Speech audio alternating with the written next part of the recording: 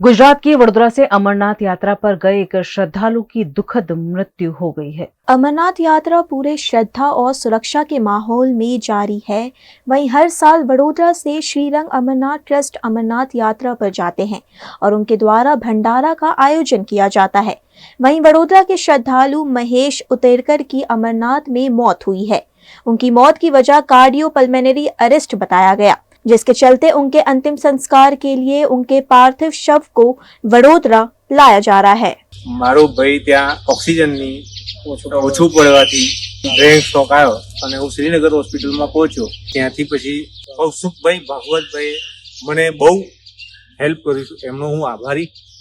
અને આ અમારા દીપકભાઈ જે કાલથી દીપકભાઈ અને હસમુખભાઈ જે મારી જોડે મામા કહે છે, એ મારી જોડે સખત કાલથી ડેડ બોડીનો પ્રોસેસ પૂરો આખો જે દવાખાનાનો પ્રોસેસ एयरपोर्ट पर लावવાનો પ્રોસેસ આખી મારી સાથે રાત કાઢીને મારી જોડે જે આમને મદદ કરી છે એ હું કદાચ ના ભૂલું।